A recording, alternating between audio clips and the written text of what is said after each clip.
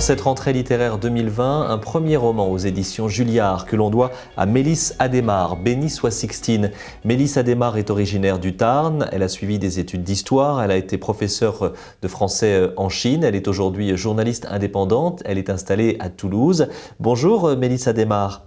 Merci de nous recevoir à Toulouse où vous êtes installée. Vous publiez donc votre premier roman. Avant d'en parler, j'aimerais que nous évoquions cette image que vous nous avez envoyée, cet établissement religieux perdu au milieu de la campagne. Pourquoi ce choix ?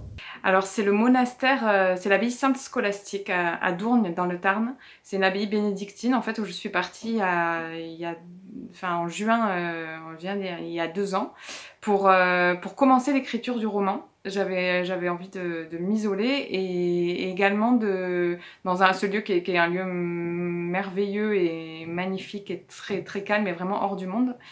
Et j'avais aussi envie de me plonger en fait dans un lieu où mon personnage Sixtine allait commencer en fait son chemin de libération. Donc c'était une façon de m'immerger aussi dans ce lieu qui allait être vraiment un lieu important de sa trajectoire.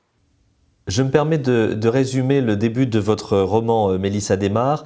Nous sommes en 2012, Sixtine vit à Nantes, dans la bourgeoisie locale ultra-catholique. Elle épouse Pierre-Louis Su de la Garde, lui-même est issu d'un milieu très réactionnaire. Le couple s'installe, ils vont avoir un enfant, mais le jeune homme, Pierre-Louis, meurt lors d'une altercation. Et enceinte, Sixtine va devoir fuir sa belle famille qui veut complètement l'embrigader dans une sorte de secte ultra-catholique. Elle va se découvrir et peut-être aussi découvrir ses racines. Tel est le point de départ de ce qui est votre premier roman. Il fallait oser aborder ce sujet. Qu'est-ce qui vous a donné envie d'écrire cette histoire ? Alors déjà parce que moi c'est une histoire très personnelle, c'est-à-dire que moi j'ai grandi dans un milieu très proche de celui dans lequel évoluent Sixtine et Pierre-Louis, dans une famille qui était très catholique et qui fréquentait des communautés comme ça, catholiques très traditionnalistes, considérées même comme intégristes par les catholiques eux-mêmes et par le Vatican. Et donc moi c'est toujours ce sont des thèmes sur lesquels j'avais envie de revenir, j'avais envie d'écrire dessus. Et puis en fait, ça s'est fait de façon assez naturelle après avoir repris contact avec une ancienne amie qui fréquentait les mêmes camps que moi je fréquentais, ces camps très traditionnalistes étant enfant. Et donc elle avait suivi le schéma très classique, elle avait 6 enfants à 30 ans, sa vie était entièrement consacrée à ses enfants, à son mari et à sa communauté, donc à Dieu. Et en fait j'ai eu envie d'imaginer ce qu'il aurait pu se passer pour cette jeune fille, enfin pour une jeune fille qui a grandi dans ce milieu, si elle ouvrait ses yeux tardivement, donc passé 20 ans, et quel pourrait être ce parcours en fait vers une ouverture vers autre chose. On l'a compris, vous parlez d'un sujet qui vous touche de près. Avez-vous appréhendé l'écriture de ce roman ou finalement cela a-t-il été une libération ? Oui, c'était une respiration de pouvoir raconter ce milieu, de raconter ce parcours, même si il y a eu des moments un peu difficiles quand même, notamment de replonger dans des souvenirs, dans des textes. Du coup j'ai retrouvé pas mal de carnets, de prières, de textes, de chants, etc. dont les souvenirs étaient parfois un petit peu douloureux et difficiles. Et en même temps c'était une libération de pouvoir en parler avec un petit peu de recul et de montrer surtout un parcours, le parcours d'une personne qui se libère finalement de l'emprise de tout ce milieu, et du coup d'avoir un regard un petit peu distancié sur tout ce monde-là, qui m'a marqué moi quand j'étais enfant et adolescente. Dans la première partie du roman, nous suivons ces 2 personnages principaux que sont Sixtine et Pierre-Louis. Vous pouvez nous les présenter ? Donc Sixtine, c'est une jeune fille qui a une vingtaine d'années. Elle a grandi dans une famille catholique, traditionnaliste, très très rigide, qui est marquée par voilà, donc c'est une famille nombreuse, elle est la 6e fille, elle n'a pas de secret avec son prénom, et donc c'est une jeune fille très pieuse, assez soumise finalement à ses parents, à ce milieu-là. Elle fait des études d'histoire de l'art, et puis elle attend un mari parce que c'est sa vocation. Sa vocation sera d'être mère, d'avoir des enfants et de se marier.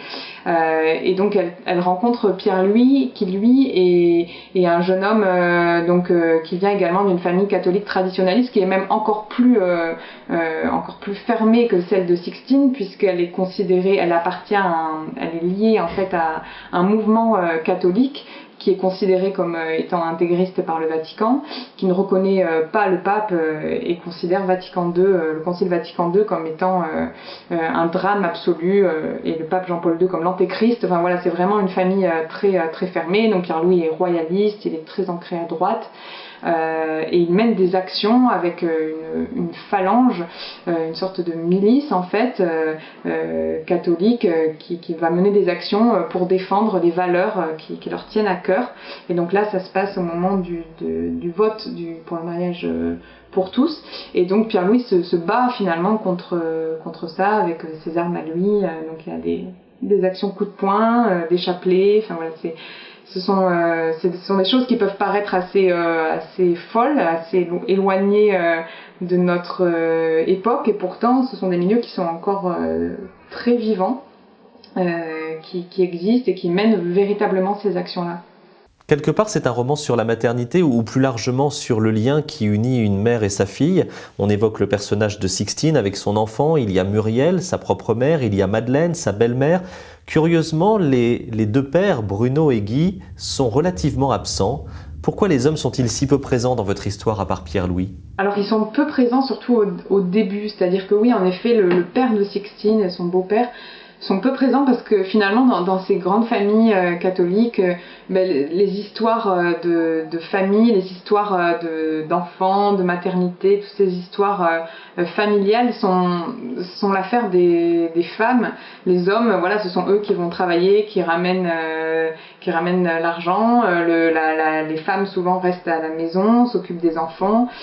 Donc c'est aussi lié à ce milieu. Et puis c'est aussi parce que moi j'avais envie de raconter ces relations complexes entre les mères et les filles, qui ne sont pas propres à ce milieu-là, qui sont faites souvent de beaucoup de non-dits, voire de mensonges, de secrets, et c'est ce qu'il y a dans l'histoire de Sixtine, c'est-à-dire que c'est aussi une histoire de générations qui se mentent ou qui se trahissent, puisqu'on voit en fait le roman en fait raconte aussi l'histoire donc de Muriel, sa mère, qui est une femme très rigide et qui semble être née dans ce milieu catholique traditionnaliste, et qui pourtant ne vient pas du tout de là, et qui cache en fait son origine à ses propres enfants, et qui elle-même en fait a trahi sa propre famille, bien qu'elle demande à ses enfants une fidélité parfaite.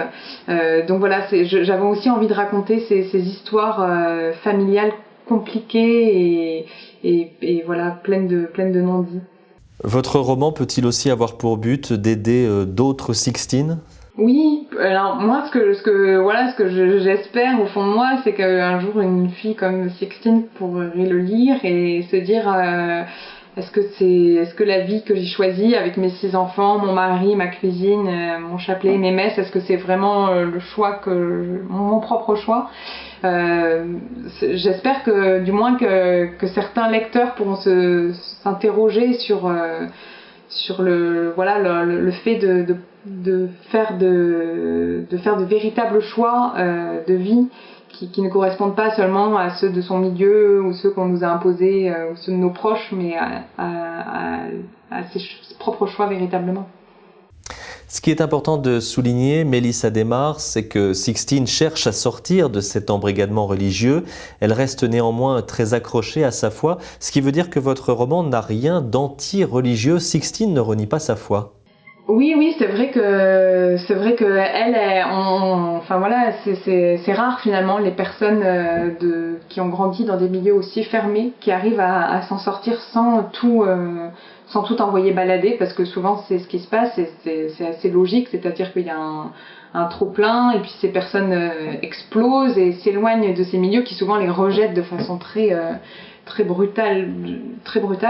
Et donc là, j'avais vraiment envie de montrer qu'il y a aussi la possibilité vraiment de suivre son propre chemin, c'est-à-dire c'est pas tout ou rien. On peut aussi continuer, comme c'est le cas de Sixtine, donc elle continue, en fait, elle a une relation avec Dieu qui au début est très marquée par la souffrance, par le sacrifice, parce que c'est quelque chose qui est très présent dans ces milieux-là, il faut souffrir pour Dieu, et puis petit à petit, en fait, elle s'éloigne de ça, mais sans forcément s'éloigner de Dieu, c'est-à-dire qu'elle garde la foi, mais qui est une foi plus douce, une relation plus tendre, et peut-être elle va moins se juger, moins se flageller, et donc elle va finalement, c'est une façon de montrer qu'on peut choisir on peut aussi choisir sa façon de croire.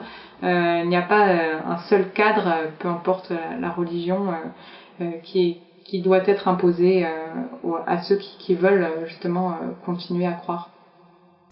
Je me permets de conclure, Mélisse, avec une phrase extraite de votre roman « Chacun ne fait que marcher sur sa propre corde lisse ». Merci Mélisse Adhémar d'avoir été avec nous depuis Toulouse. Vous sortez donc votre premier roman en septembre prochain chez Julliard. Béni soit Sixtine.